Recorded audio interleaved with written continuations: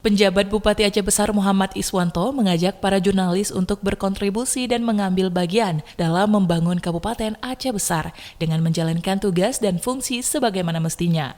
Hal itu disampaikan Muhammad Iswanto saat menghadiri pelantikan kepengurusan Perdana Persatuan Wartawan Indonesia atau PWI Aceh Besar periode 2022-2025 di Kota Janto Kamis 25 Agustus 2022. Ia mengucapkan selamat kepada pengurus PWI Kabupaten Aceh Besar yang baru saja dilantik dengan harapan semoga dapat bekerja dengan sebaik-baiknya sebagai mitra kerja pemerintah Kabupaten Aceh Besar yang turut berkontribusi dan mengambil andil dalam pembangunan Kabupaten Aceh Besar. Iswanto juga mengharapkan dukungan positif jurnalis dan media massa dalam pembangunan Kabupaten Aceh Besar dengan mengabarkan kepada masyarakat berbagai aktivitas pembangunan yang dilakukan pemerintah. Usai pelantikan, PJ Bupati juga melakukan pemotongan pita sebagai awal dibukanya kantor PWI Aceh Besar di Kota Janto. Selain itu, juga dilakukan penandatanganan prasasti kepengurusan perdana dan prasasti lahirnya PWI Aceh Besar.